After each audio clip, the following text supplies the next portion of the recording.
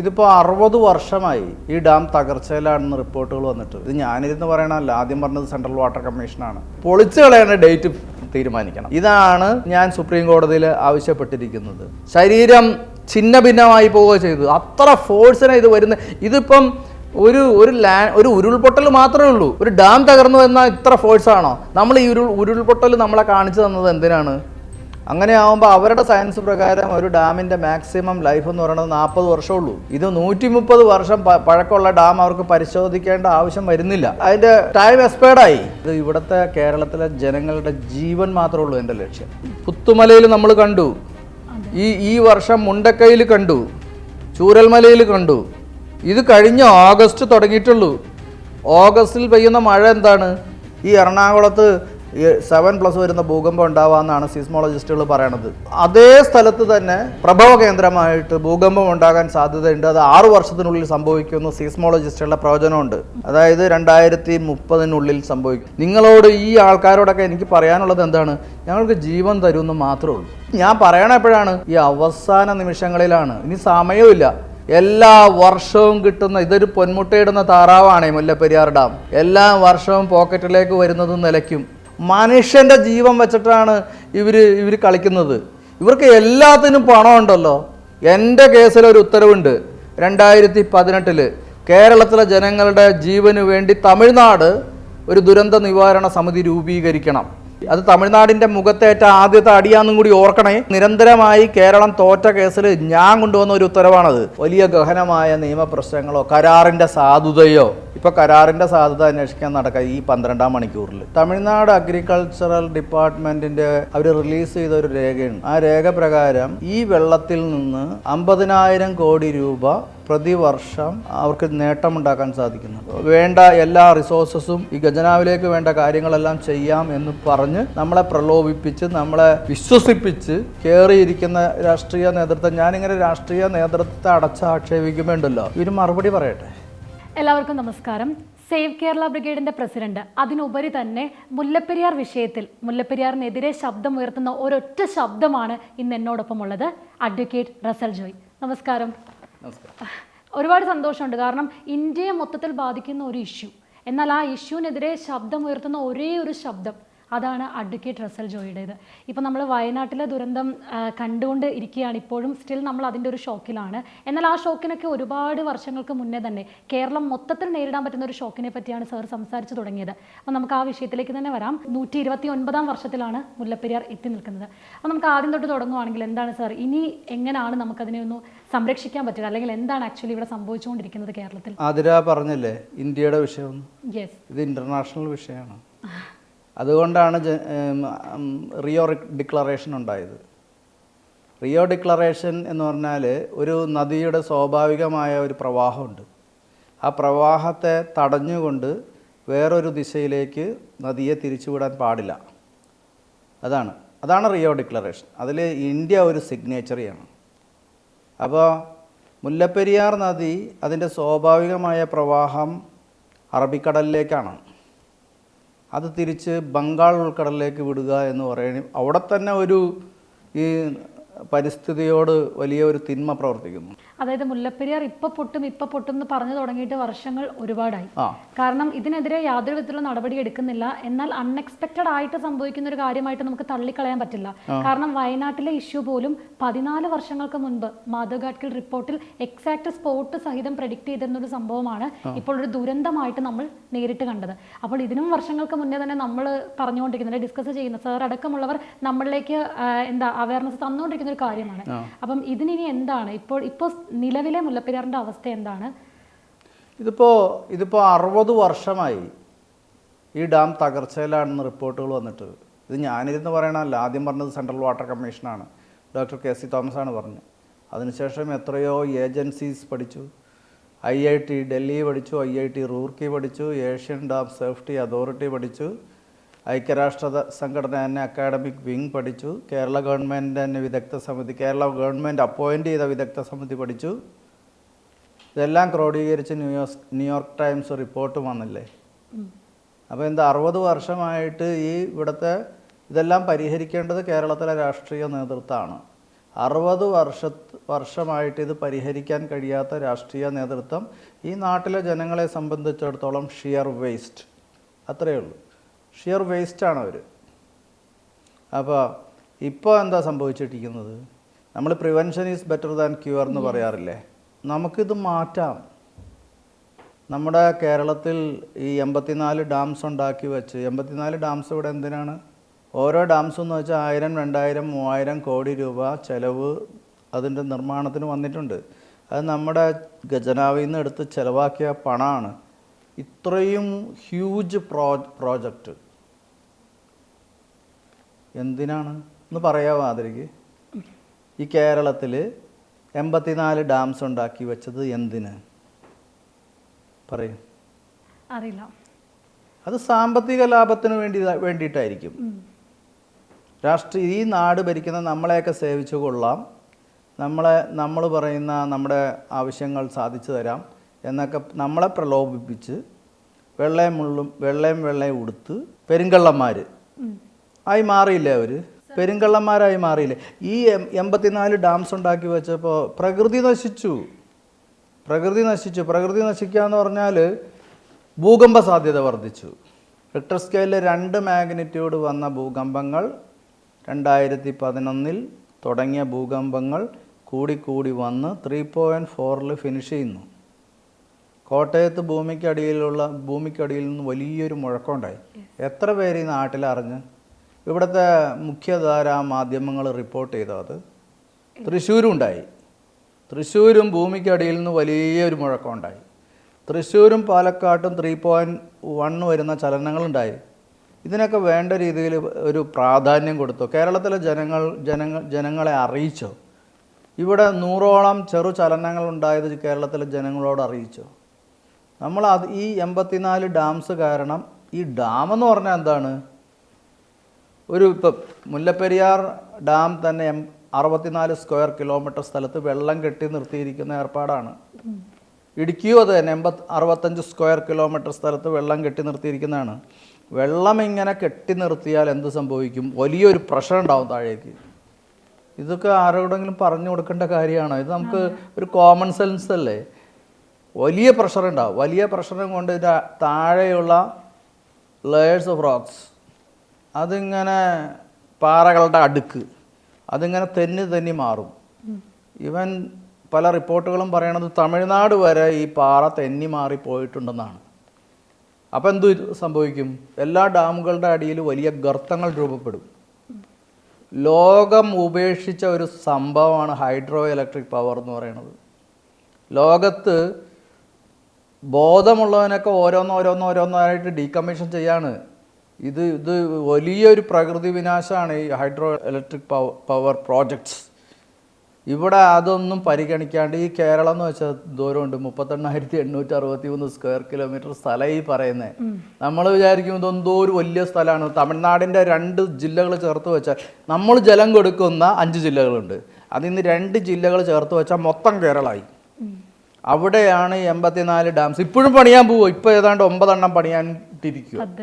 പദ്ധതികൾ പകുതി വഴിക്ക്. ഞാനൊരു കാര്യം ചോദിക്കട്ടെ, ഇപ്പൊ 84 ഡാമുകൾ പണിതത് എന്തിനാണെന്ന് സാർ ചോദിക്കുന്നു.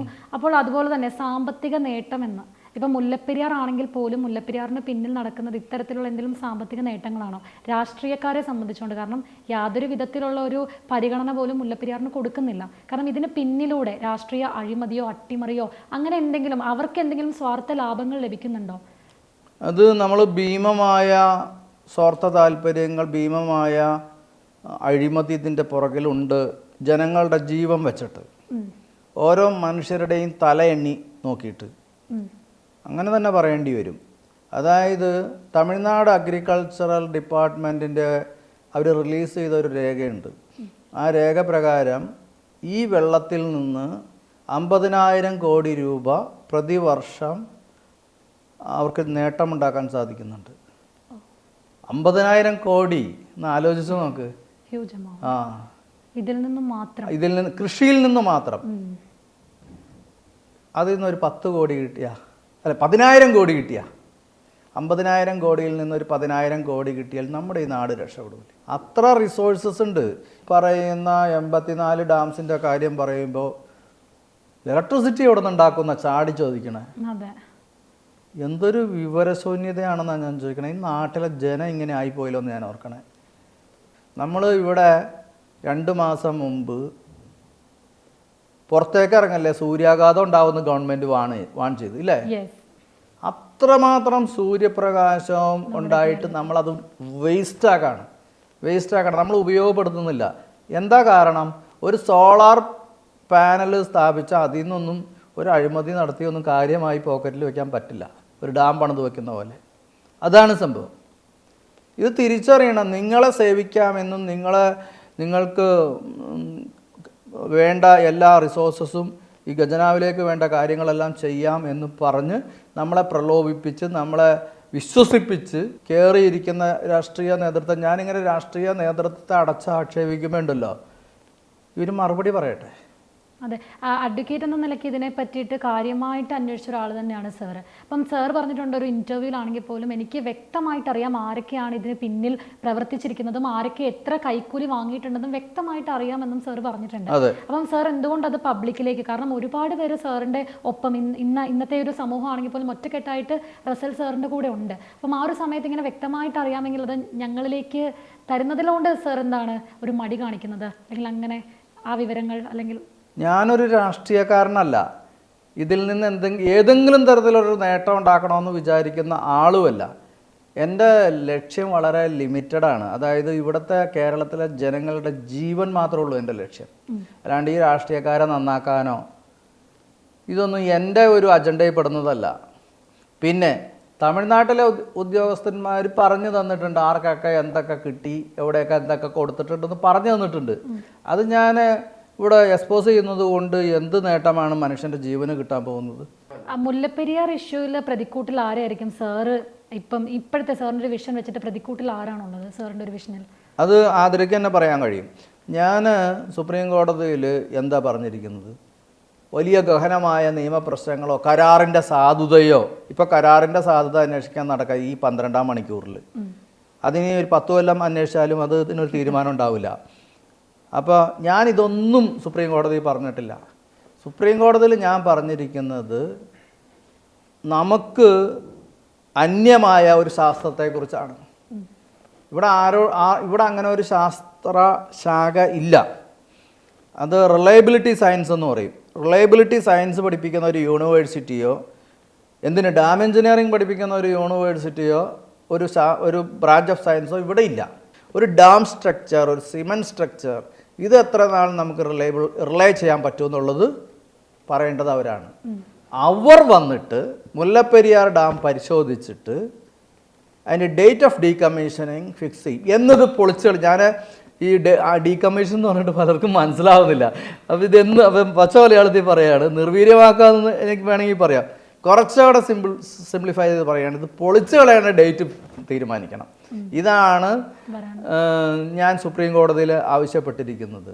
കേരള സർക്കാർ വന്ന് പറയുകയാണ്, റിലയബിലിറ്റി സയൻറ്റിസ്റ്റുകൾ വന്ന് മുല്ലപ്പെരിയാർ ഡാം പരിശോധിക്കുന്നതിൽ ഞങ്ങൾക്ക് വിരോധമില്ല, അതിൻ്റെ necessary expense government of Kerala വഹിക്കുന്നതായിരിക്കും എന്ന് പറഞ്ഞ് 2 സെൻറ്റൻസ് ഇന്ന് ഈ ദിവസം ഇടുകയാണെങ്കിൽ നാളെ മുല്ലപ്പെരിയാർ കേസ് തീർന്നു. കാരണം എന്ന് വെച്ചാൽ റിലയബിലിറ്റി സയൻറ്റിസ്റ്റുകൾ വന്ന് പരിശോധിക്കണമെന്ന് ഒരു സർക്കാർ പറയുമ്പോൾ അത് വേണ്ട എന്ന് സുപ്രീം കോടതി ഒരിക്കലും പറയില്ല. സുപ്രീം കോടതി അത് അംഗീകരിക്കും. അങ്ങനെ ആകുമ്പോൾ അവരുടെ സയൻസ് പ്രകാരം ഒരു ഡാമിൻ്റെ മാക്സിമം ലൈഫ് എന്ന് പറയുന്നത് 40 വർഷമുള്ളൂ.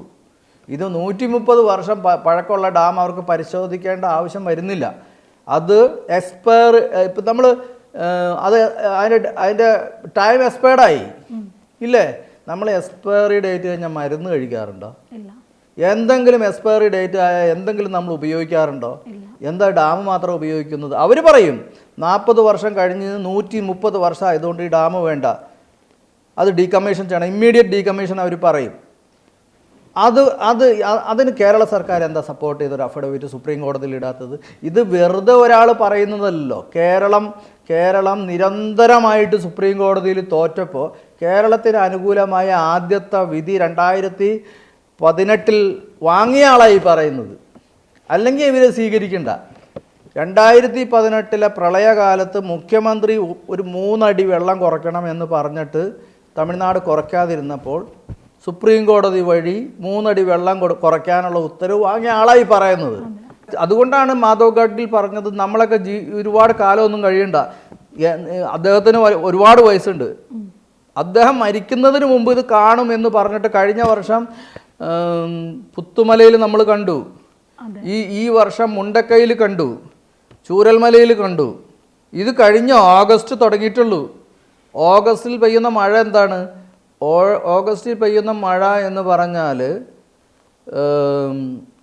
ജൂൺ ജൂലൈ മാസങ്ങളിൽ മഴ പെയ്യുമ്പോൾ അത് വനം വലിക്കും, ഒരു സ്പോഞ്ച് പോലെ വലിക്കും.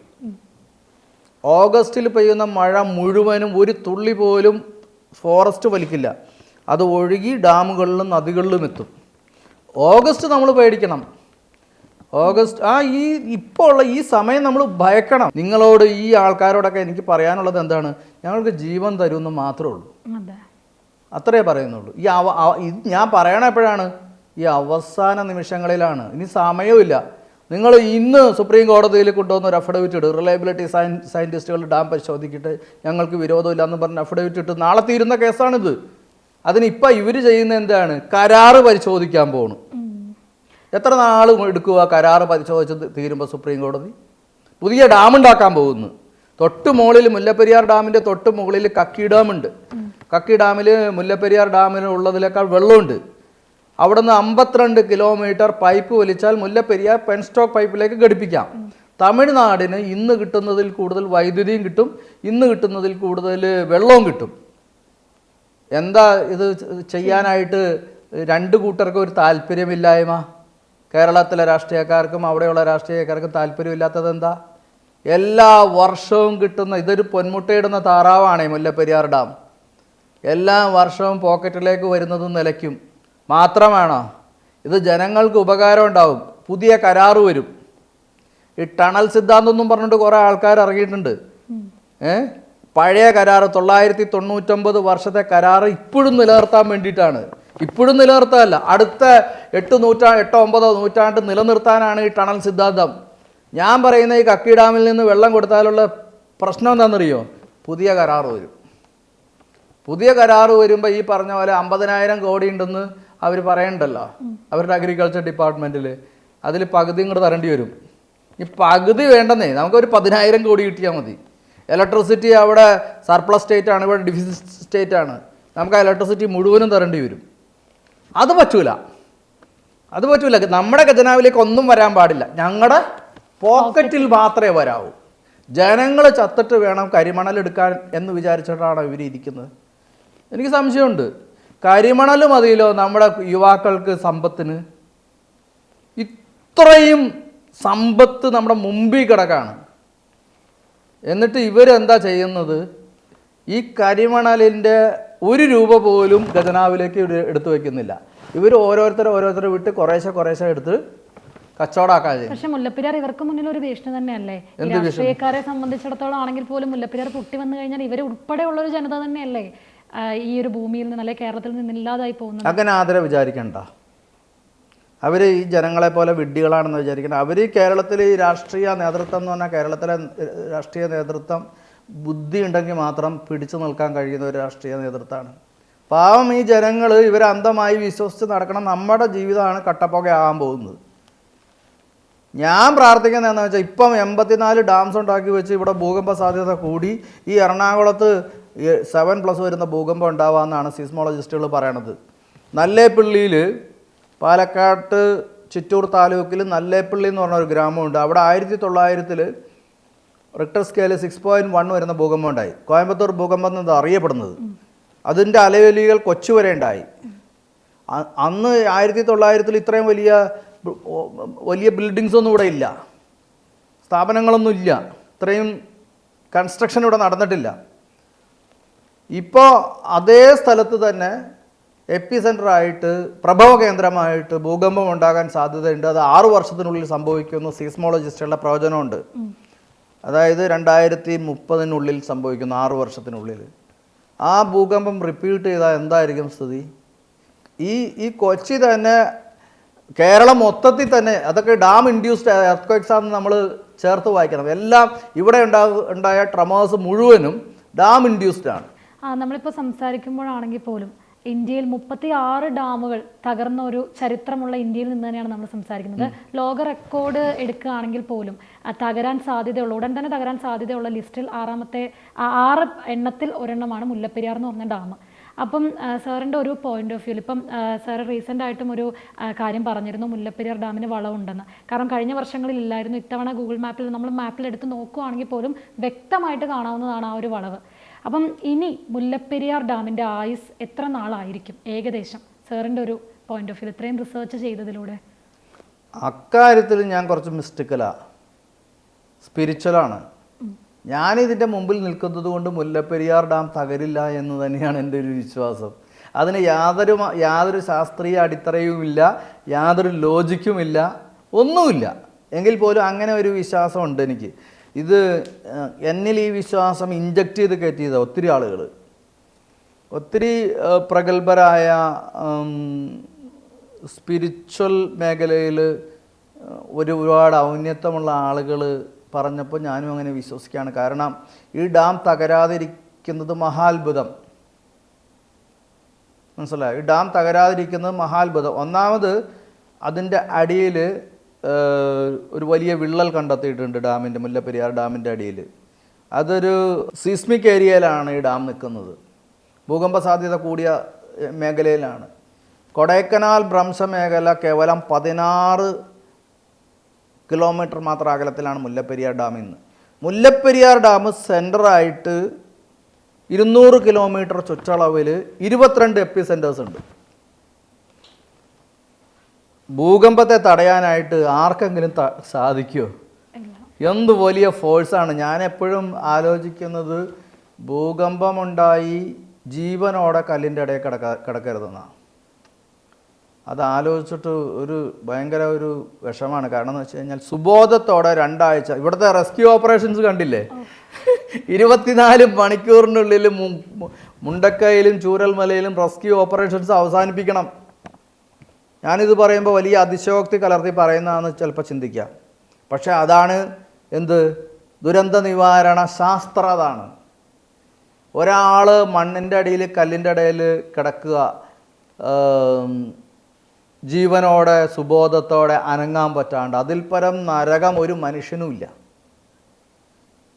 അവനെ എത്രയും പെട്ടെന്ന് അതിൽ നിന്ന് അവൻ അങ്ങനെ തന്നെ കിടന്ന് ചിലപ്പോൾ മരിച്ചു പോകും.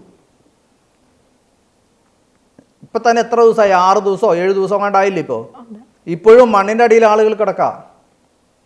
അപ്പോൾ നമുക്കൊരു ദുരന്ത നിവാരണ ശാസ്ത്രമില്ല, ഡിസാസ്റ്റർ മാനേജ്മെൻറ്റ് സയൻസ് ഇല്ല ഇവിടെ.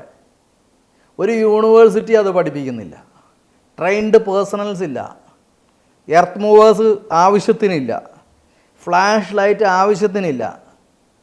ഇവരെന്ത് റെസ്ക്യൂ ഓപ്പറേഷൻസാണ് മുണ്ടക്കയിലും ചൂരൽമലയിലും ചെയ്തത്? രാവിലെ മുതൽ വൈകുന്നേരം വരെ അവിടെയൊക്കെ കളച്ച് നോക്കും. വൈകുന്നേരം ആകുമ്പോൾ പണി നിർത്തിപ്പോവും. കൂലിപ്പണിക്കാർ വൈകുന്നേരം ആകുമ്പോൾ അന്നത്തെ തച്ച് വാങ്ങിച്ച് പോണ പോലെ പോവാണ്. രാത്രി ഒരു പരിപാടിയില്ല. എക്സാ ലാമ്പുണ്ടാ രാത്രി വെളിച്ചം കൊടുക്കാനായിട്ട്? ഇല്ല. അപ്പം എന്താണ് ഒരുമാതിരി കടത്ത് കഴിക്കുന്ന റെസ്ക്യൂ ഓപ്പറേഷൻസ് ദുരന്ത നിവാരണയോടെ നടക്കുന്നത്? മനുഷ്യൻ്റെ ജീവൻ വെച്ചിട്ടാണ് ഇവർ കളിക്കുന്നത്. ഇവർക്ക് എല്ലാത്തിനും പണമുണ്ടല്ലോ, നമ്മുടെ പണം, നമ്മുടെ നികുതി പണം എടുത്താണ് അർമാദിക്കുന്നത്. എന്നിട്ടാണ് ഇതിനൊന്നും പണവുമില്ല. ആവശ്യത്തിന് എർത്ത് മൂവേഴ്സ് ദുരന്ത നിവാരണ സമിതിക്ക് ഉണ്ടാക്കി വെക്കാൻ കഴിയുന്നില്ല. ബെയിലി ബ്രിഡ്ജ്, സൈന്യം വന്ന് ബെയിലി ബ്രിഡ്ജ് നിർമ്മിച്ചില്ലെങ്കിൽ ഇവരെന്നാ ചെയ്യും? എന്ത് ചെയ്യും? കേരളത്തിൻ്റെ ഡിസാസ്റ്റർ മാനേജ്മെൻറ്റിന് പറ്റുമോ ഇത്? എൻ്റെ കേസിലൊരു ഉത്തരവുണ്ട് 2018 കേരളത്തിലെ ജനങ്ങളുടെ ജീവന് വേണ്ടി തമിഴ്നാട് ഒരു ദുരന്ത നിവാരണ സമിതി രൂപീകരിക്കണം. അതും നിലവിലുള്ള ദുരന്ത നിവാരണ സമിതികൾക്ക് പുറമെ ആ ദുരന്ത നിവാരണ സമിതി കേരളത്തിലെ ജനങ്ങളുടെ ജീവനും സ്വത്തും സംരക്ഷിക്കണം. അതിന് എല്ലാ മോഡേൺ എക്യുപ്മെൻറ്റ്സും വേണം. അതല്ലേ ഒരാളുടെ ജീവൻ പോലും നഷ്ടപ്പെടാൻ പാടില്ല, ഒരാളുടെ സ്വത്ത് പോലും നഷ്ടപ്പെടാൻ പാടില്ല എന്ന് സുപ്രീം കോടതി പറയുമ്പോൾ അതിൻ്റെ അർത്ഥം എന്താണ്? എല്ലാ സമസ്ത സജ്ജീകരണങ്ങളോടും കൂടിയ ഒരു ദുരന്ത നിവാരണ സമിതി വേണം എന്നല്ലേ? അത് തമിഴ്നാട് ഉണ്ടാക്കി വെച്ചിട്ടുണ്ട്, കേന്ദ്ര സർക്കാർ ഉണ്ടാക്കി വെച്ചിട്ടുണ്ട്. ഞാൻ വാങ്ങിച്ച ഉത്തരവാണത് സുപ്രീം കോടതിയിൽ നിന്ന്. എന്തുകൊണ്ട് ഈ അടിയന്തര ഘട്ടത്തിൽ തമിഴ്നാടിൻ്റെ ഈ സുപ്രീം കോടതി ഉത്തരവ് പ്രകാരം 2018 ഉത്തരവ് പ്രകാരം തമിഴ്നാട് ഉണ്ടാക്കി വച്ചിരിക്കുന്ന കേരളത്തിലെ ജനങ്ങൾക്ക് വേണ്ടി, അത് തമിഴ്നാടിൻ്റെ മുഖത്തേറ്റ ആദ്യത്തെ അടിയാന്നും കൂടി ഓർക്കണേ. കാരണം നിരന്തരമായി കേരളം തോറ്റ കേസിൽ ഞാൻ കൊണ്ടുവന്ന ഒരു ഉത്തരവാണത്. കേരളീയ ജനസമൂഹമാണ് ചോദിക്കേണ്ടത്, ഞങ്ങളുടെ ജീവന് യാതൊരു വിലയുമില്ലേ?